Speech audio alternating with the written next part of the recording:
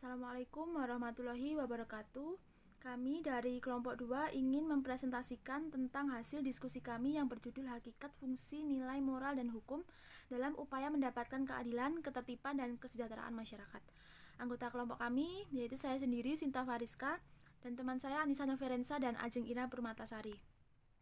Outline materinya, yang pertama hakikat, fungsi, dan perwujudan nilai, moral, dan hukum. Yang kedua keadilan, ketertiban, dan kesejahteraan. Yang ketiga problema nilai, moral, dan hukum dalam masyarakat dan negara. Yang keempat, masyarakat tidak mematuhi protokol kesehatan di pandemi COVID-19. Yang terakhir, peran tenaga medis dalam pemberian edukasi penanganan COVID-19. Yang pertama, hakikat, fungsi, dan perwujudan nilai, moral, dan hukum. A. Hakikat nilai dan moral. Menurut Bertens menyebutkan ada 3 jenis makna etika. Yang pertama, etika berarti nilai-nilai atau norma-norma yang menjadi pegangan bagi seorang atau sekelompok dalam mengatur tingkah lakunya. Yang kedua, etika berarti kumpulan asas atau nilai moral. Yang terakhir, etika berarti ilmu tentang baik buruk. Yang B, norma sebagai perwujudan dari nilai. Nilai penting bagi kehidupan manusia sebab nilai bersifat normatif dan menjadi motivator tindakan manusia. Namun demikian, nilai belum dapat berfungsi secara praktis sebagai penuntun perilaku manusia itu sendiri. Sehingga munculnya norma yang merupakan konkretisasi dari nilai yang merupakan sebagai perwujudan dari nilai itu sendiri. Norma yang berkaitan dengan aspek kehidupan pribadi, contohnya norma agama, moral, adat, dan hukum. Yang C, hukum sebagai norma. Hukum pada dasarnya adalah bagian dari norma. Jadi, jika berbicara mengenai hukum adalah sebagai norma hukum. Hukum sebagai norma berbeda dengan ketiga norma sebelumnya. Perbedaan yang dimaksud yaitu seperti yang pertama, norma hukum datangnya dari luar diri kita sendiri, yaitu dari kekuasaan atau kelembagaan yang resmi dan berwenang. Yang kedua, norma hukum dilengkapi sanksi pidana atau pemaksaan secara fisik, sedangkan norma lain tidak dilengkapi sanksi pidana secara fisik. Yang ketiga, sanksi pidana atau sanksi pemaksa itu dilaksanakan oleh aparat negara. Selanjutnya, outline materi akan disampaikan oleh teman kami. Baik, saya akan melanjutkan presentasi dari Mbak Sinta. Keadilan, ketertiban, dan kesejahteraan. A. Hukum keadilan. Menurut Kamus Bahasa Indonesia, keadilan berarti sifat perbuatan perlakuan yang adil. Menurut W.J.J. Poewardarminto, keadilan berarti tidak berat sebelah, sepatutnya tidak sewenang-wenang. Menurut Frans Magnus Suseno dalam bukunya Etika Politik, keadilan adalah sebagai suatu keadaan di mana semua orang dalam posisi yang sama. B. Fungsi dan tujuan hukum dalam masyarakat. Ada 4 fungsi hukum dalam masyarakat, yaitu sebagai berikut. 1. Sebagai alat pengatur tata tertib hubungan masyarakat. 2. Sebagai sarana untuk mewujudkan keadilan sosial. 3. Sebagai penggerak pembangunan. 4. Sebagai kritis hukum. Problema nilai moral dan hukum dalam masyarakat dan negara. Norma hukum merupakan perwujudan dari nilai moral di mana terdapat perbedaan antara norma moral dengan norma hukum, yaitu 1. Norma hukum berdasarkan yuridis dan konsensus, sedangkan moral berdasarkan hukum alam. 2. Norma hukum bersifat heteronimi, yaitu yang datang dari luar, sedangkan moral datang dari dalam. 3. Norma hukum dilaksanakan secara lahiriah, sedangkan moral tidak dapat dipaksakan. Norma hukum sanksi bersifat lahiriah, sedangkan moral bersifat batiniah. 4. Norma hukum mengatur tata tertib masyarakat bernegara, sedangkan moral mengatur perilaku manusia sebagai manusia. 5. Norma hukum bergantung tempat dan waktu, sedangkan moral relatif tidak tergantung dengan tempat dan waktu. Pelanggaran terhadap norma hukum yang merupakan pelanggaran hukum yaitu 1. Pelanggaran etik adalah kebutuhan akal manusia dengan pembuatan serangkaian norma etik untuk suatu kegiatan atau profesi. Pelanggaran hukum adalah kesadaran diri tanpa tekanan. Sekian dari presentasi saya, akan dilanjutkan oleh Mbak Anissa. Baik, di sini saya Anissa Noverensa akan melanjutkan materi yang telah disampaikan oleh Mbak Ajeng. Nah, pada poin keempat, kami mengambil contoh kasus yaitu masyarakat yang tidak mematuhi protokol kesehatan di situasi pandemi COVID-19. Nah, setelah berupaya untuk mengendalikan penularan wabah COVID-19 melalui karantina wilayah, pemerintah Indonesia akhirnya memilih kembali menjalankan roda perekonomian yang sempat lesu. Nah, termasuk membuka tempat ibadah dan juga mal. Nah, pemerintah mengkampanyekan normal baru. Pemberlakuan normal baru di sini mengundang resiko yang lebih besar karena Organisasi Kesehatan Dunia menganjurkan penerapan normal baru dilakukan di suatu negara yang jika sudah tidak ditemukan kasus baru di negara tersebut. Namun setelah pertemuan massal orang-orang dalam kaitan perayaan Hari Raya Idul Fitri kemarin, jumlah kasus baru harian COVID-19 di Indonesia justru cenderung melebihi 1.000 kasus. Nah, hal itu tampaknya dipicu oleh maraknya kerumunan masyarakat baik sengaja maupun tidak disengaja. Nah, banyak masyarakat kita yang mendatangi pasar untuk berbelanja baju maupun perlengkapan sebelum Lebaran, lalu beribadah bersama dan juga silaturahmi dengan keluarga. Nah, masalah serius yang kurang disadari adalah sistem pelayanan kesehatan di Indonesia ini kan belum didesain untuk siap menghadapi sebuah bencana kesehatan. Berbeda keadaannya dengan negara lain seperti Korea Selatan, Jerman, dan juga Inggris yang sudah mematangkan sistem pelayanan kesehatan sejak lama, sehingga mereka lebih mampu untuk menghadapi lonjakan pasien COVID-19 dalam waktu singkat.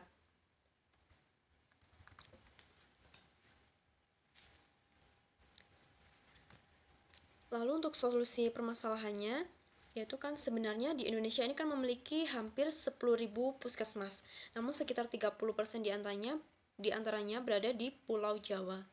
Nah, ini bisa dijadikan atau bisa dimaksimalkan kapasitasnya untuk menghadapi pandemi yang belum pasti kapan berakhirnya ini. Dalam sistem kesehatan di Indonesia, Pusat Kesehatan Masyarakat atau Puskesmas ini kan merupakan institusi terdepan tingkat pertama pelayanan kesehatan di akar rumput. Nah, mereka melayani kebutuhan kesehatan masyarakat dan perorangan dengan lebih mengutamakan aspek promotif dan juga preventif. Nah, petugas kesehatan di layanan kesehatan ini paling dekat dengan masyarakat, termasuk memiliki program pengembangan yang melibatkan peran masyarakat melalui keberadaan kader kesehatan. Nah, bersama kader kesehatan, upaya edukasi dan juga sosialisasi terkait pencegahan COVID-19 dapat menggunakan cara-cara yang lebih sesuai dengan budaya dan juga bahasa masyarakat setempat, sehingga dapat lebih mudah untuk dipahami oleh masyarakat setempat, bukan dengan menggunakan bahasa langit yang sering digunakan oleh pemerintah. Namun sayangnya program sosialisasi dan kader kesehatan ini sering tidak maksimal pelaksanaannya karena hanya bertujuan untuk menyelesaikan program, bukan pada perubahan perilaku masyarakat agar lebih sehat.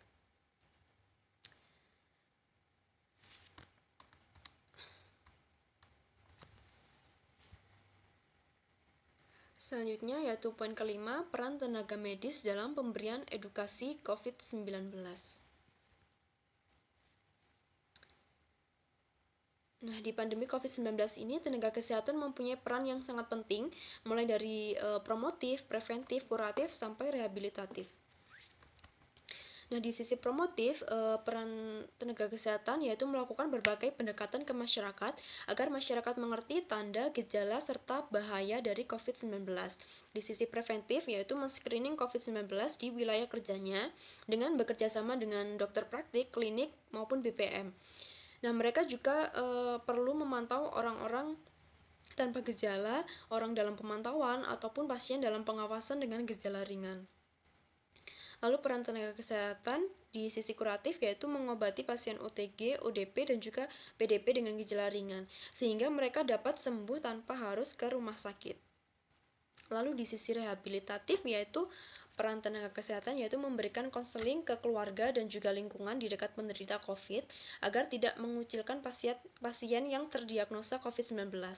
Namun sebaliknya, lingkungan di dekat penderita COVID ini malah memberi dukungan kepada pasien yang terdiagnosa COVID-19 dan juga keluarganya.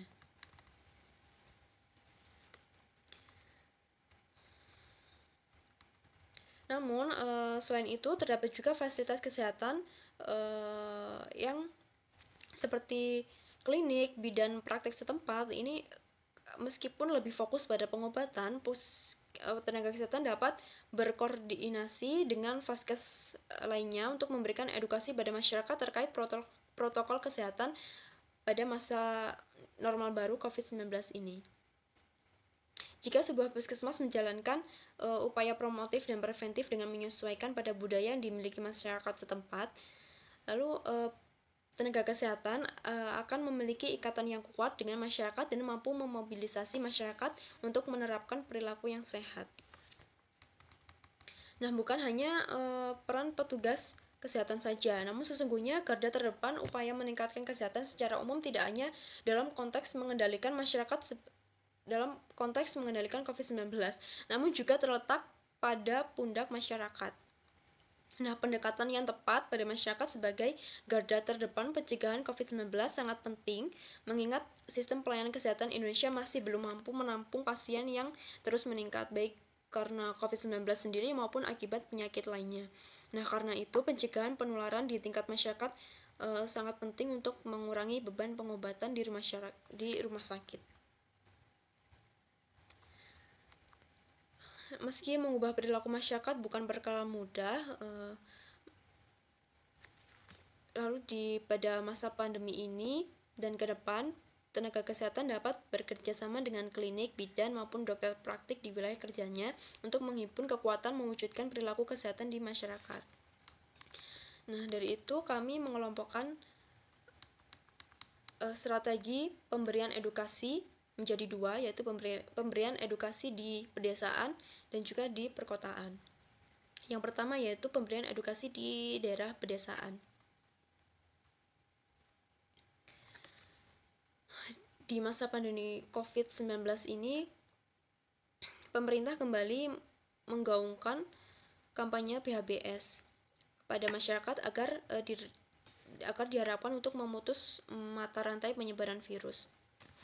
Namun penerapan PHBS untuk mencegah COVID-19 ini bukanlah hal yang mudah dilakukan oleh warga masyarakat.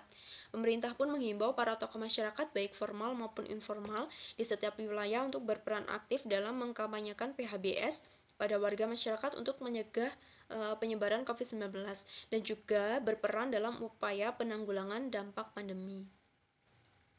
Nah, untuk itu petugas kesehatan melibatkan dalam pemberian edukasinya, yaitu melibatkan para tokoh masyarakat, karena para tokoh masyarakat ini kan dianggap memiliki kedudukan dan juga kekuatan sosial untuk mempengaruhi warga masyarakat dalam membentuk suatu perilaku dan memotori kegiatan gerakan sosial yang bertujuan untuk menanggulangi pandemi.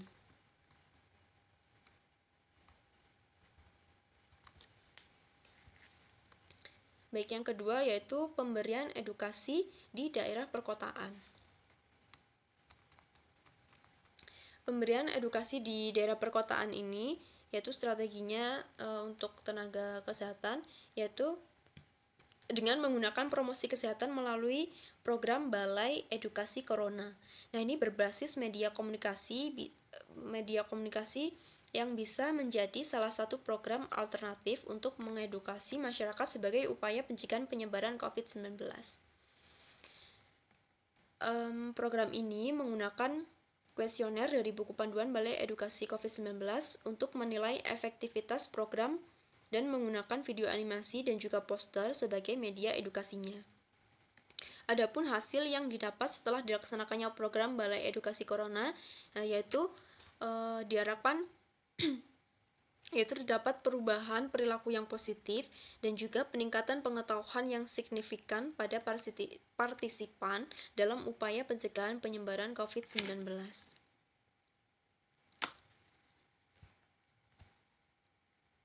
Baik, mungkin itu materi dari kelompok kami yang bisa kami sampaikan.